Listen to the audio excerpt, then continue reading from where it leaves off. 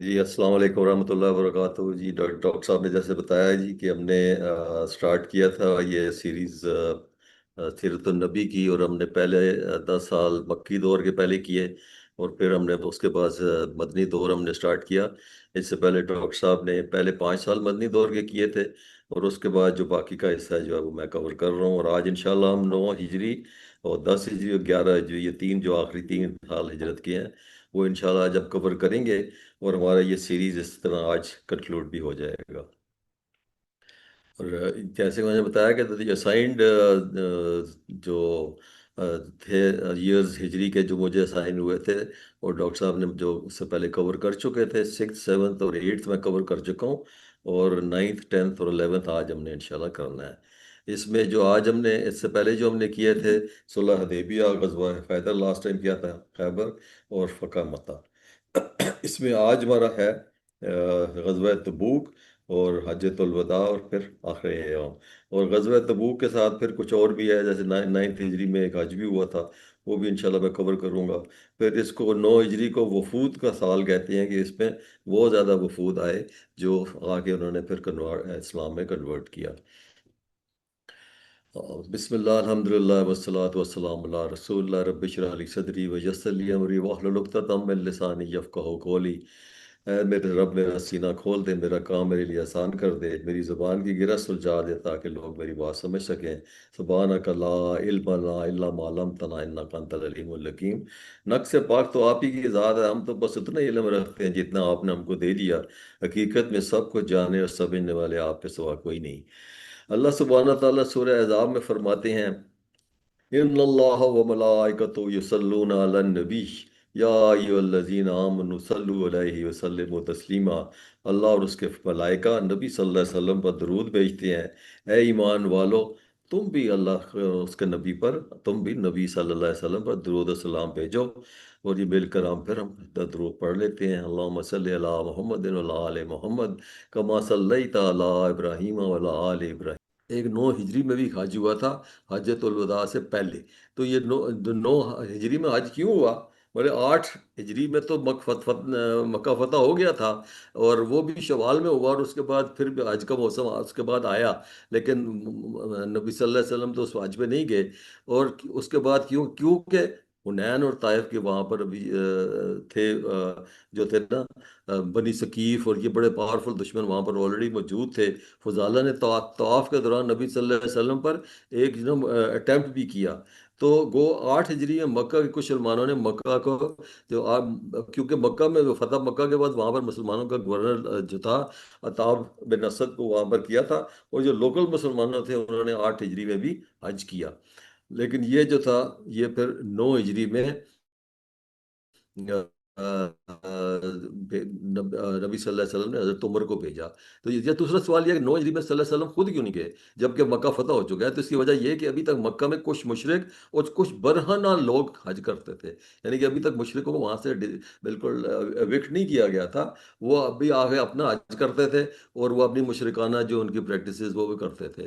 تو نبی کی شان کے یہ خلاف ہے کہ ان لوگوں کی موجودگی میں وہ حج کریں، اس لیے اس سال حضرت ابوبکر کو امام بنا کر بھیجا تاکہ مشرق اور برہنہ لوگوں کو حج کو ختم کر سکیں۔ تو اس کے دوران پھر یہ اعلان کیا گیا کہ کسی کو برہنہ طواف کرنے کی اجازت نہیں ہوگی، کسی مشرق کو طواف کرنے کی اجازت نہیں ہوگی۔ Now this is the time when پورا پاک کر دیا گیا حرم، اور یہ اس کا سارا ایریا مشرقین کے ساتھ جو عہد و پیمان جو پہلے اگریمنٹس ہوئی ہوئی تھیں، وہ بھی انہوں نے کہا 4 مہینے میں ختم ہو جائیں گی سب، اور جن کے عہد و پیمان میں کسی مدت کا ذکر نہیں ہے، تو وہ اگر ذکر ہے تو دین دے ول اسٹے۔ تو سوچئے کہ نبی صلی اللہ علیہ وسلم کی محنت سے 3000 سال پرانی بت پرستی عرب سے ختم ہو گئی۔ نبی صلی اللہ علیہ وسلم کا اتنا بڑا کارنامہ، جزیرہ عرب میں اب مشرقین کو رہنے کی اجازت نہیں، کو اہل کتاب کو الاؤڈ تھا کہ وہ جزیہ دے کے جو ہے وہ وہاں پر رہ سکتے ہیں۔ اس طور پہ پورے ماحول کی صفائی کرنے کے بعد اگلے سال نبی صلی اللہ علیہ وسلم جو ہے حجۃ الوداع جب سر گئے، تو سورۃ توبہ میں اس کے بارے میں آیت نازل ہوئی، یا الذین آمنوا، اے ایمان والو، انما المشرکون نجس، بے شک جو مشرکین ہیں یہ پلید ہیں، نجس ہیں، بولا یقرب المسجد الحرام بعد عامہم ھذا، بس یہ اس سال کے بعد مسجد حرام کے قریب نہ پھٹکنے پائیں. وَإِنْ خِفْتُمْ عَيْلَةً فَسَوْفَ يُغْنِيكُمُ اللَّهُ مِنْ فَضْلِهِ إِنْ شَاءَ. یعنی کہ اب یہ آتے تھے نا جو حج پہ، تو یہ ظاہر ہے بڑی ایک اکنامک ایکٹیویٹی جنریٹ ہوتی تھی، اور پھر اس میں خوشحالی آتی تھی لوگوں کو، کوئی بزنس اس طرح کر سکتے تھے. لیکن نبی اور اللہ سبحانہ تعالیٰ کہہ رہے ہیں کہ اگر تمہیں کوئی معاشی بدحالی کا کوئی خوف ہے، کوئی اندیشہ ہے، تو اگر اللہ چاہے تو تمہیں اپنے فضل کرم سے غنی کر دے گا، تمہیں اپنے فضل سے مستغنا کر دے گا. اور ان اللہ علیم حکیم، بے شک اللہ جان حکمت والا ہے. تو باقی آئندہ کے لیے اس حج کے زیارت بھی بند نہیں ہوئی، بلکہ مسجد حرام کے حدود میں ان کا داخلہ بھی بند ہو گیا، تاکہ شرک اور جاہلیت کا اعادہ کا کوئی امکان باقی نہ رہے. تو پھر ہمیں اب اسی میں دوران یہ سورج جو ہے نا ہم دوبارہ ریفر کرتے ہیں، ہم نے اس سے پہلے فتح مکہ میں بھی اس کو ریفر کیا تھا. یہ جو سورہ نصر ہے، اس کی بہت زیادہ ریلیونس بنتی ہے، کیونکہ جتنی بھی فتوحات ہوتی تھیں اس میں یہی چیز ریلیونٹ ہوتی تھی. اذا جاء نصر اللہ والفتح ورأیت الناس يدخلون فی دین اللہ افواجا فسبح بحمد ربک واستغفر انہ کان توابا. تو ورأیت الناس يدخلون فی دین اللہ افواجا، ابھی اب بتایا کہ آپ دیکھ لیں گے لوگوں کو اور اللہ کے دین میں فوج در فوج داخل ہو رہے ہیں. تو یہ نویں ہجری جو ہے نا، اس کو وفود والا سال کہا جاتا ہے. فتح کے مکہ کے بعد بت پرستی کا خاتمہ ہو گیا، دور دراز قبائلوں کو بھی یقین ہو گیا نبی صلی اللہ علیہ وسلم سچے نبی ہیں، اور جوگ تر جوگ اسلام میں داخل ہونے لگ پڑے. اس سے اندازہ آپ کر سکتے ہیں کہ فتح مکہ کے وقت لشکر جو تھا، اسلامی لشکر صرف 10,000 تھا. جنگ تبوک میں 30,000 ہو گیا. حجۃ الوداع میں 1,24,000 ہے، اور ندر روایت 1,144 ہے. That means they nearly touch about 1,50,000. تو 9 ہجری اور 10 ہجری میں رسول اکرم کی خدمت میں آنے والی وفود کا تانبا بندہ رہا، اور کل وفود 70 سائز ڈیلیگیٹس جو وفود جو آئے نبی صلی اللہ علیہ وسلم کے پاس وہ کرنے کے لیے، بیعت کرنے کے لیے. تو اس کو لائک اے سیڈ کہ عام الوفود، اس کو وفود کا سال کہا گیا، کہ 8 ہجری کے بعد اسلام کے جزیرے میں غیر معمولی تقویت حاصل ہوئی نبی صلی اللہ علیہ وسلم کی قیادت میں.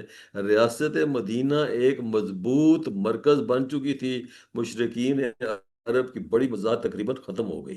اور اس کا اثر کیا ہوا؟ 9 ہجری کے اسلامی تاریخ میں عام الوفود یعنی وفود کا سال کہا جاتا ہے، کیونکہ جزیرہ عرب کے مختلف علاقوں سے قبائل اور وفود بڑی تعداد میں مدینہ آئے تاکہ اسلام قبول کریں، بیعت کریں، معاہدے کریں. تو اسی طرح سم آف دس میں لائک مفہوم تو بہت زیادہ تھے، لیکن اب just listed some of the important ones. اس میں پہلے ہے وفد بنی تمیم جو نا بڑا مشہور، بڑا طاقتور بڑا قبیلہ تھا. یہ فصیح عرب سے مشہور تھا. وفد نے مسجد نبوی میں آ کے تقریر و اشعار کے ذریعے، وہاں پر آتے تھے نا وہ اشعار کے ذریعے بات کرتے تھے. یہ وہاں کا بڑا ایک زبردست کلچر تھا. تو وہ آ کے انہوں نے اشعار وغیرہ پڑھے. تو حضرت نبی صلی اللہ علیہ وسلم نے حضرت حسن سے کہا کہ آپ ان کے جواب دیں. تو پھر ان سب نے اسلام قبول کر لیا اور بیعت کر لی. اسی طرح بحرین سے یہ وفد عبد القیس ہے، یہ آئے، یہ اللہ کے نبی صلی اللہ علیہ وسلم کی خدمت میں پیش ہوئے. اللہ نبی صلی اللہ علیہ وسلم نے انہیں عقیدے، نماز، زکوٰۃ، روزہ، شراب نوبی سے شراب کی تعلیم دی. اور پھر انہوں نے کہا کہ اللہ نبی صلی اللہ علیہ وسلم نے کہا تم بہترین وفد ہو جو نبی کے پاس آئے ہو. اسی طرح وفد بنی حنیفہ ہے، یہ یمن سے آئے. اس میں وہ مسلمہ قذاب جو ہے نا وہ بھی آیا. یہ جھوٹا نبی بعد میں بنا، پھر جنگ کی، اس کو پھر قتل کیا تھا. اس میں اور بھی کچھ لوگ تھے، کچھ جو تھے وہ تو مسلمان ہو گئے، انہوں نے اسلام قبول کر لیا. لیکن مسلمہ جو تھا یہ دھوکہ اور فتنہ پرستی کا راستہ اختیار کیا، اور بعد میں پھر اس کو ڈیل کیا گیا. پھر وفد نجران سے وفد آیا. یہ عیسائی وفد تھا، جس میں ان کے جو تھے نا علماء اور ان کے جو رائب ہیں وہ قائد، وہ بھی اس میں شامل تھے. وہی 60 اس میں تھے. اور عیسائیت کو اسلام کے قائد پر علمی گفتگو نے آگے کی. اس میں سے کچھ نے اسلام قبول کیا، اور باقیوں نے کہا کہ ٹھیک ہے ہم جزیہ ذرا دے دیں گے. پھر وفد طے ہے، یہ بھی اس کو یہ حاتم طائی کے بیٹے کا تھا. بعد میں یہ بھی مدینہ آیا، اور یہ بھی آ کے اس نے اسلام قبول کیا، اور سبسیکوینٹلی یہ بہت بڑا عظیم ایک دائی بھی بنا، یعنی کہ اسلام کی دعوت بھی اس نے لوگوں کو دی. پھر ابو ہریرہ کا بڑا انٹرسٹنگ ہے وفد دوست. ابو ہریرہ کی جو والدہ تھی نا مشرکہ تھی.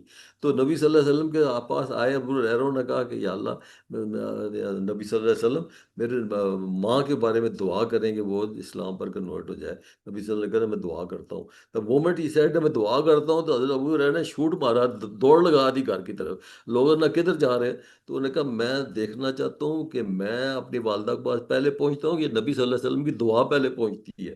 And this is how in کا پورا قبیلہ جو ہے نا وہ اسلام کنورٹ کر گیا۔ پھر وفد بنی سعد بکر ہے، وہاں پر قبیلہ تھا حضرت حلیمہ سعدیہ، اور نبی صلی اللہ علیہ وسلم کے بچپن میں گزارا تھا، وہ وفد بڑے عزت احترام کے ساتھ آیا، وہ اسلام قبول کیا۔ وفد شرین ہے، یمن سے آیا، ابو موسیٰ شعرا اس قبیلے میں تھے، اس قبیلے کو بڑے برشوش انداز سے اسلام قبول کیا۔ تو اس میں ورڈ جسٹ ٹو سمرائز یہ کہ وفود جو ہے اسلام کے پورے جزیرے میں پھیلنے میں اور فیصلہ کن کردار ادا کیا۔ اسلام صرف عقیدہ نہیں بلکہ ایک ریاستی نظام کے طور پر تسلیم کیا جانے لگا۔ اور ان وفود کے ذریعے علاقائی قائدین، قبائل اور عام لوگ دین اسلام میں داخل ہوئے۔ بولے یہ ان وفود کا ایک بڑا امپورٹنٹ امپیکٹ تھا کہ جدھر جدھر سے آئے تھے، یہ صرف یہ نہیں تھا کہ وہ وفد آتا تھا، وہ وفد واپس جاتا تھا، وہ پورے پورے قبیلہ جو تھا نا پورا پورا وہ دیکھتے تھے کہ کتنا ان کا زبردست نظام بن گیا ہے۔ تو یہ ثابت ہوا کہ اسلام تلوار سے نہیں، حکمت، سچائی اور کردار سے پھیلا، اور کردار کس کا تھا؟ نبی صلی اللہ علیہ وسلم کا۔ تو رسول صلی اللہ علیہ وسلم کا اپنی فراست، دور اندیشی سے، مدینہ سے جو ننھی منھی اسلامک ریاست کی بنیاد رکھی تھی، ایک عظیم اسلامی سلطنت بن گئی، اور مدینہ جزیرہ العرب کا دارالحکومت بن گیا۔ لوگوں نے لوگوں کے سینے میں سچائی اور نیکی کا پیغام لے کر کھل گئے، اور لوگوں نے اپنے اندر اسلام کے نور کو پیاس محسوس کی، اور اس پیاس کو بجھانے کے لیے مدینہ کی طرف لپکے، اور اس نور ایمان سے دوسروں کو بھی فیض یاب کیا۔ اس طرح روشنی پھیلتی گئی، ظلمتیں دور ہوتی گئیں۔ لیکن یہ حقیقت بھی تھا، اس میں بعض کو ضدی بھی تھے، یعنی کہ جو منافق تھے نا، اس میں some of them were very obstinate، بڑے اسٹبن بھی تھے۔ بعض بعض اپنے سرداروں کی وجہ سے بھی تھے، اور وہ ان میں پرانی پریکٹس تھی جو غلط قتل و غارت وغیرہ، یہ بھی برائیاں اس میں تھیں۔ تو سورہ حجرات نے اس کے بارے میں بیان کیا ہے۔ یہ جو ان کو کہتے تھے اعرابی، اعرابی جو دیہاتی ان کو کہتے تھے، قالت الاعراب آمنا، اور کہا عرابیوں نے کہ ہم ایمان لے آئے۔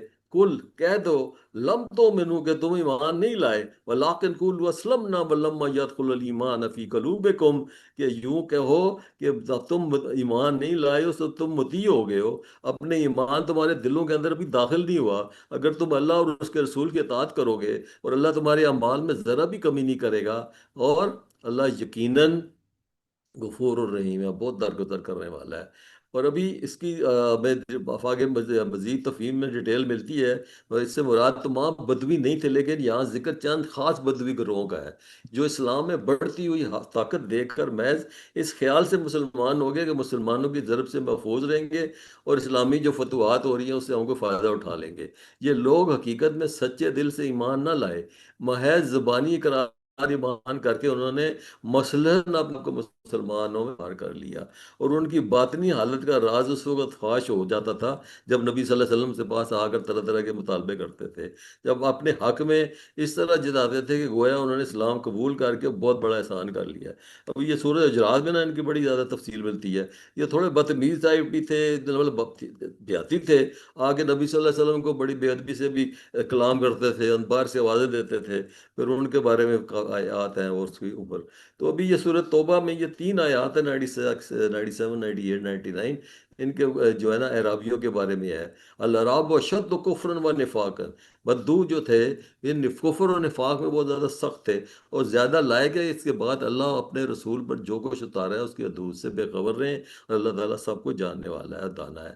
اور پھر من الاعراب یتخذوا ما ينفقوا مغرما، جس کے بارے میں نے کہا نا کہ وہ جب پیسے دینے پڑتے تھے نا کوئی، تو کہتے تھے یہ مسلمان تو ہم سے توان لیتے ہیں۔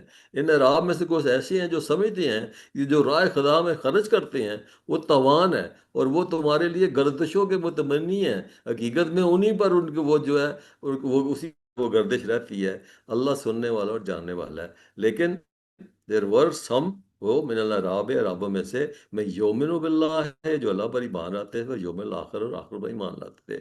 ان دیہاتیوں میں سے وہ جو ایمان رکھتے ہیں اللہ اور آخرت کے دن پر، سمجھتے ہیں کہ جو کوئی وہ خرچ کرتی ہیں قرب الہی، رسول پاک صلی اللہ علیہ وسلم کی دعائیں لینے کے ذریعے، بے شک انہی کے لیے واسطے قربت ہی ہے، اللہ ان کو اپنی رحمت میں داخل کرے گا، اور بے شک اللہ غفور الرحیم ہے۔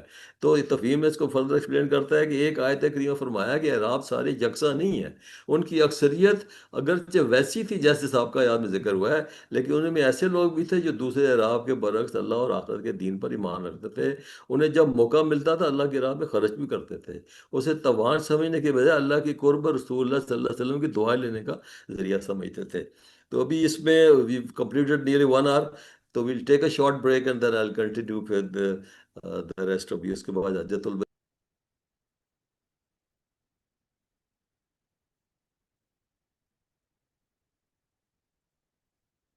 اعوذ کری میں نے باللہ کہا من دیکھتا الشیطان الرجیم، بسم اللہ الرحمن الرحیم، اللہم صلی اللہ محمد النبی الامی علیہ وسلم تسلیما۔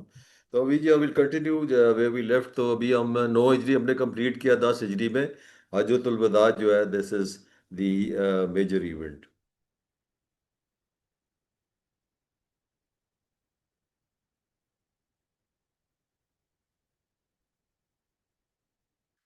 تو حجۃ الوداع کے جو بڑے مقاصد تھے وہ اس میں سب سے پہلا تو یہ تھا کہ نبی صلی اللہ علیہ وسلم کے 20 سال کی جو محنت مشقت اٹھا کر جو دعوت تبلیغ کا انہوں نے کام شروع کیا، اللہ تعالیٰ نے اس کے ثمرات جو ہے آپ کو دکھا دیے اس موقع کے اوپر۔ مکہ مکرمہ اور اس کے گرد و نواح میں، بلکہ پورے عرب سے جب بت پرستی کا خاتمہ ہو گیا، تو یہ ایک ابھی یہ جو حج ہو رہا تھا یہ اس پاک ماحول میں ہو رہا تھا، جیسے ہم نے دیکھا کہ 9 ہجری میں جو حج ہوا اس کے بعد تمام چیزیں پوری کلیننگ اور پوری جتنے بھی تھے وہاں سے مشرق وغیرہ نکال دیے گئے، اور اس پاک ماحول میں یہ حج جو ہے یہ پرفارم ہو رہا تھا۔ پھر پورے عرب کے نمائندہ آ کر دین احکام کے حج کا طریقہ سیکھنا تھا، کیونکہ یہ جو حج تھا نا یہ ایک قسم کی بہت بڑی ایجوکیشن تھی تمام امت کے لیے، اور خاص طور پہ وہ صحابہ کے لیے جو ان کے ساتھ جا رہے تھے۔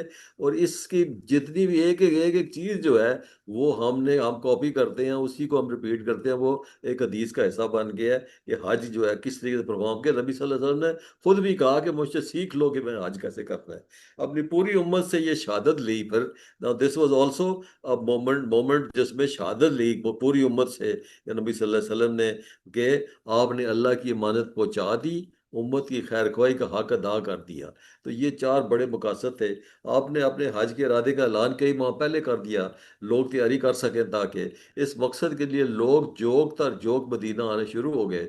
کئی قبیلے مدینہ سے مکہ کے سفر کے دوران آپ سے آگے مل گئے تاکہ آپ کے ساتھ حج کی سعادت حاصل کر لیں۔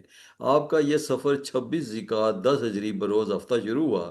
اس موقع پر حج کے جیسے مسلمانوں کی تعداد 1,24,000 یا 1,44,000 بتائی جاتی ہے۔ صحیح تعداد تو نہیں، آئیڈیا ایگزیکٹ نہیں، پرسائز پتہ۔ نبی صلی اللہ علیہ وسلم کی جتنی بھی ازواج محترمات تھیں وہ ان کے ساتھ تھیں۔ آپ نے حضرت علی کو حکم دیا کہ میرے لیے یمن سے 100 اونٹ قربانی کے لے کر جو ہے مکہ میں آ جاؤ۔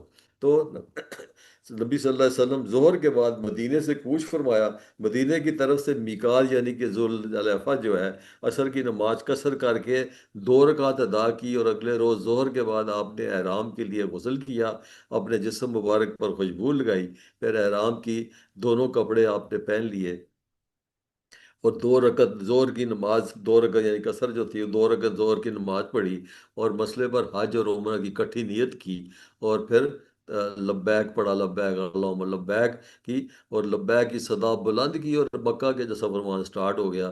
ظاہر ہے کیا زبردست ماحول ہوگا، نبی صلی اللہ علیہ وسلم کے ساتھ آج بھی لوگ جا رہے ہیں۔ تو آپ نے 4 ذی الحج بطور اتوار مکہ کے قریب طوا کے قیام کیا اور آرام فرمایا، اور 5 ذی الحج سوموار کو فجر کی نماز ادا کی، اور پھر غسل فرمایا، اور اس کے بعد مکہ کی طرف پیش قدمی، اور اس طرح زور کے وقت مسجد حرام میں آپ داخل ہوئے۔ آپ نے خانہ کعبہ کے طواف کی نیت کی، احرام کی اوپر والی چادر کو اپنے بغل سے نکال کر، اب یہ سارے پوائنٹس ہم نوٹ کرتے جائیں کہ دس از پریسائزلی ہاؤ دا حاجز اینڈ عمرہ آر پرفارم۔ یہ احرام کو انہوں نے کیسے کیا، اپنی بغل کے نیچے نکال کر بائیں کندھے پر رکھا، حاجی اسود کے سامنے کھڑے ہو کے انہوں نے کہا بسم اللہ اللہ اکبر اور للہ الحمد کہا، اور پھر حجر اسود کو اسے استلام کیا،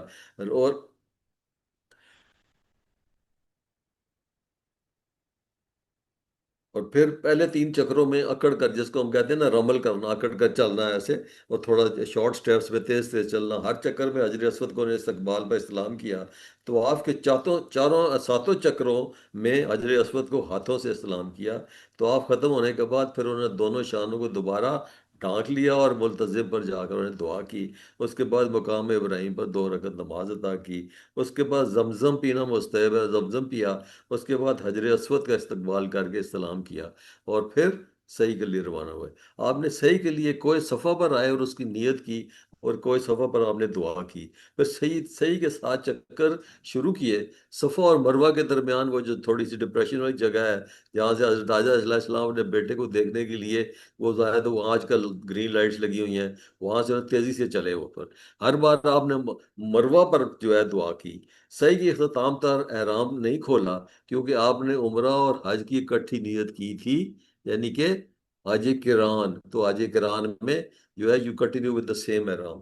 تو جب صحابہ کرام جنہوں نے جو ہدی کے جانور ساتھ نہیں لائے تھے، آپ نے ان کو ہدایت دی کہ بیت اللہ کا طواف اور صفا مروہ کے صحیح کے بعد پوری طرح حلال ہو جاؤ، یعنی کہ احرام کھول لو. اور ان کا جن کو حج تمتع تھا، جو زیادہ تر ہم لوگ بھی حج تمتع ہی کرتے ہیں، تو پھر صحابہ نے 8 ذی الحجہ کو اپنی ہی جگہ دوبارہ احرام باندھا. نو 8 ذی الحجہ کو ایکچولی حج سٹارٹ ہونا ہے. دس واز دی ارلیئر عمرہ جس نے کیا. تو 8 ذی الحج کو آپ منی تشریف لے گئے. ظہر، عصر، مغرب، عشاء اور فجر کی نمازیں آپ نے منی میں ادا کی. 9 ذی الحج کی سورج طلوع ہونے سے پہلے عرفات کے لیے چل پڑے، اور دوپہر تک عرفات سے باہر وادی نبرہ میں ہم نے قیام کیا. سورج ڈھل جانے کے بعد عرفات کے میدان میں داخل ہوئے. اس وقت آپ کے گرد 1,24,000 یا 144 صحابہ کرام تھے. آپ نے ایک تاریخی خطبہ وہاں پہ ادا کیا، جس کو ہم خطبہ، اس کو خطبہ اول بھی کہتے ہیں، خطبہ حجۃ الوداع کہتے ہیں. حضرت محمد صلی اللہ علیہ وسلم نے آخری حجۃ اللہ کے موقع پر 9 ذی الحج کو، یعنی کہ عرفات کے میدان میں ایک تاریخی خطبہ ارشاد فرمایا، جس کو ہم خطبہ حجۃ الوداع کہتے ہیں. یہ خطبہ نہ صرف اسلامی تاریخ کا نچوڑ ہے، بلکہ انسانی حقوق، عدل، مساوات اور بھائی چارے کے ایک مکمل منشور ہے. اور اس میں انہوں نے کیا بولا؟ اے لوگو، غور سے سنو، مجھے نہیں لگتا کہ میں اس سال کے بعد کبھی تم لوگوں سے اس مقام پر مل سکوں گا. اے لوگو، تمہاری جانیں، تمہارے مال، تمہاری عزتیں تم پر اس طرح حرام ہے جس طرح یہ دن، یہ مہینہ، یہ شہر، یعنی عرفات کا دن، یا ذوالحجہ کا مہینہ، یا مکہ مکرمہ جو اس کی جیسے حرمت ہے. یاد رکھو، تم سب اپنے رب کے سامنے پیش ہوگے، وہ تم سے تمہارے اعمال کے بارے میں سوال کرے گا. خبردار، میرے بعد گمراہ نہ ہو جانا، ایک دوسرے کی گردنیں نہ مارنے لگنا. سنو، جاہلیت کے تمام دستور میرے پاؤں تلے رون دیے گئے ہیں. خون کے بدلے سود کا لین دین سب ختم کر دیا گیا. سب سے پہلا سود جس میں ختم کرتا ہوں، حضرت عباس بن عبد المطلب میرے چچا کا، انہوں نے کہا میں خون ختم کرتا ہوں. پھر انہوں نے ایک اور تھا قتل، اس کو بھی انہوں نے معاف کر دیا. سب سے پہلا خون جسے معاف کرتا ہوں، ربیہ بن حارث کے بیٹے کا خون، جو بنی سعد کا دودھ پیتے کے وقت مارا گیا تھا، وہ انہوں نے معاف کر دیا. عورتوں کے بارے میں اللہ سے ڈرو، کیونکہ تم انہیں اللہ کی تم نے انہیں اللہ کی امانت کے طور پر لیا ہے، اور اللہ کا کلمہ کے ذریعے ان کو حلال کیا ہے. تمہارا ان پر حق ہے کہ وہ تمہارے بستر میں کسی ایسے کو نہ آنے دیں جسے تم ناپسند کرتے ہو. اگر ایسا کرے تم انہیں ہلکی سزا دے سکتے ہو، لیکن ظلم نہ کرو. اور اور ان کا تم پر حق ہے، اور تم ان کے کھانے، کپڑے مناسب بندوبست کرو. اور میں تم میں سے ایک چیز چھوڑ کر جا رہا ہوں، اگر تم اسے مضبوطی سے پکڑ لو گے تو کبھی گمراہ نہیں ہوگے. جیسے اللہ کی کتاب قرآن حکیم. تو سنو، ہر مسلمان دوسرے مسلمان کا بھائی ہے. تو مسلمان آپس میں بھائی بھائی ہو. کسی کو کسی کا مال اس کی رضامندی کے بغیر لینا جائز نہیں. اپنے رب کی عبادت کرو، 5 وقت نماز قائم کرو، رمضان کے روزے رکھو، زکوٰۃ ادا کرو، اپنے حکام کی اطاعت کرو، تم جنت میں داخل ہو جاؤ گے. میرے بعد کوئی نبی نہیں ہے، اور میرے بعد کوئی امت نہیں ہے. اے لوگو، یہ بات میرے بعد دوسروں تک پہنچا دو، وہ چاہے یہاں موجود ہو یا نہ ہو سکتا ہے کہ سننے والا سنانے والا سے زیادہ سمجھنے والا ہو. کیا پھر انہوں نے سوال پوچھا سب سے، پوری امت سے، کہ کیا تمہیں پیغام پہنچا دیا؟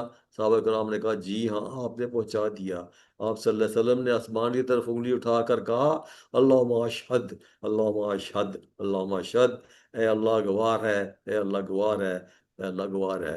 تو آپ کی تقریر ربیہ بن امیہ خلف اپنی بلند آواز میں لوگوں تک پہنچا رہے تھے. ظاہر ہے کہ وہ ابھی 1 لاکھ کا مجمع ہے، 1.5 لاکھ کا، تقریباً 1.25 لاکھ کا. تو ان کی آواز جو ہے نا بیچ میں پھر ری ٹرانسمٹ کرتے تھے، وہ یہ طریقہ تھا وہاں پر کہ وہ بھی ایک صحابی بیچ میں. تو جب آپ خطبے سے فارغ ہو گئے تو پھر آپ یہ آیت اس طرح نازل ہوئی. یہ سورہ مائدہ کی آیت ہے، الیوم اکملت لکم دینکم. آج میں نے تمہارے لیے تمہارا دین مکمل کر دیا، اتممت علیکم نعمتی، اور تم پر اپنی نعمت تمام کر دی، ورضیت لکم الاسلام دینا، اور میں نے تمہارے لیے اسلام کو بطور دین پسند کر لیا۔ تو یہاں پر دین کی مکمل ہونے کا یہ سورہ نساء کی آیت ہے۔ خطبے کے بعد حضرت بلال نے اذان اور اقامت کہی، نبی صلی اللہ علیہ وسلم نے ظہر کی نماز پڑھائی، حضرت بلال نے دوبارہ اقامت کہی اور پھر آپ نے عصر کی نماز پڑھائی۔ اس کے بعد سورج غروب ہونے تک آپ قبلہ رو ہو کر وقوف فرمایا۔ سورج غروب ہوتے ہی آپ مزدلفہ تشریف لے گئے۔ مزدلفہ میں مغرب اور عشاء کی نمازیں ایک اذان سے اور دو اقامتوں سے پڑھائیں، درمیان میں کوئی اور نماز نہیں پڑھی، پھر صبح تک ساڑھے تک آرام کیا۔ مزدلفہ میں نبی صلی اللہ علیہ وسلم نے آرام کیا تھا۔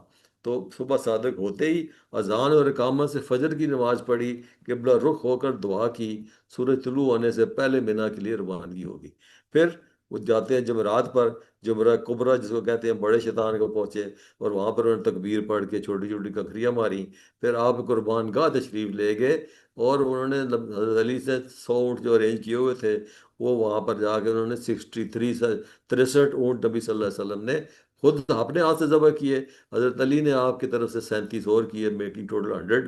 پھر آپ نے حضرت علی کو اس گوشت میں آپ اور حضرت علی نے اس کے گوشت میں پکایا اور اس کو گوشت کھایا اور شوربہ پیا۔ تو 10 ذی الحج کی قربانی کے دن بھی آپ نے ایک خطبہ دیا۔ حضرت علی آپ کی تقریر صحابہ کرام تک جو ہے وہ پہنچا رہے تھے۔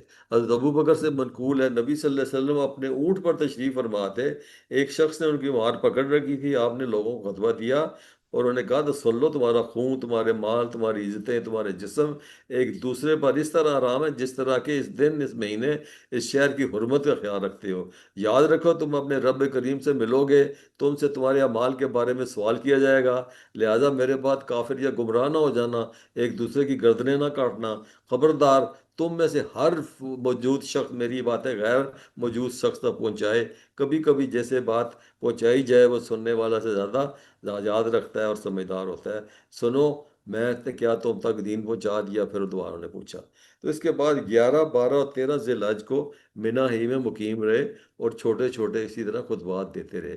ابھی وہ خطبات کے جو ہے نا ایک قسم کی سمری میں نے لکھی ہے کہ فوراً بعد حج کے بقیہ ایام نبی صلی اللہ علیہ وسلم نے جو آخری نصیحتیں کی، ان کا جو سمری خلاصہ بنتا ہے کہ دین مکمل ہو چکا ہے، اس میں کسی زیادتی یا کمی کی کوئی گنجائش نہیں ہے، تمام انسان برابر ہیں، کسی عربی کا اجمی پر کوئی فضیلت نہیں ہے، خواتین کے ساتھ حسن سلوک کرو، نمازیں اور غلاموں کے حقوق کی پابندی کرو، آپس میں قتل و قتال نہ کرو، قرآن اور سنت کو تھامے رکھو۔ تو یہ ابھی ہو گئی، میں نے جو ابھی یہ جو سیرت النبی کے جتنا بھی میں نے مواد اکٹھا کیا، اس میں پہلی تو ظاہر ہے جتنی جتنی صورت کی آیتیں آتی ہیں اس کی جو اب ہم پڑھتے ہیں، اس کی تفاسیر پڑھتے ہیں، اس میں تفہیم القرآن ہے، رول قرآن ہے، یہ ہمارے پرائمری سورسز ہوتے ہیں۔ اور جو سیرت کی کتاب جس میں سے میں نے زیادہ مٹیریل لیا ہے وہ یہ ڈاکٹر صاحب کے پاس بہت سی کتابیں ہیں اور وہ ہمیں گفٹ کرتے رہتے ہیں، یہ انہی کی رہنمائی ہے، اسی کی وجہ سے میں نے یہ گفٹ بھی انہی کی طرف سے مجھے ملا، اور اس کے اوپر وہ خود بھی وضاحت کرتے رہیں گے اور وہ بڑے پیشن کے ساتھ، بڑے اصرار کے ساتھ کہتے ہیں کہ ہر بندہ ضرور سیرت کی کم از کم ایک کتاب پڑھے، and this is one good book that I used for my presentation. تو میں نے کہا میں آپ کو اس کے بھی بارے میں بتا دوں کہ یہ میں نے مٹیریل یہاں سے چوز کیا۔ تو اللہ تعالیٰ ہمیں رسول کریم صلی اللہ علیہ وسلم کی اتباع و اطاعت کی توفیق عطا فرمائے، آمین ثم آمین۔ تو وہ جو سفر ہم نے سٹارٹ کیا تھا پریزنٹیشنز کو غار ہیرا سے، وہ الحمدللہ 10 سال مکی دور اور پھر اس کے بعد 13 سال مدنی دور کے وہ ہمارے ختم ہوتے ہیں، لیکن یہ اللہ کے نبی کا پیغام، جو ان کی ہدایت اور ان کا جو بھی مشن تھا وہ جاری رہے گا۔ اللہ ہمیں اس پہ توفیق عطا فرمائے، کوئی کمی بیشی ہو تو اللہ ہمیں معاف فرمائے اور ہمارے اس عمل کو اللہ قبول فرمائے۔ السلام علیکم ورحمۃ اللہ وبرکاتہ۔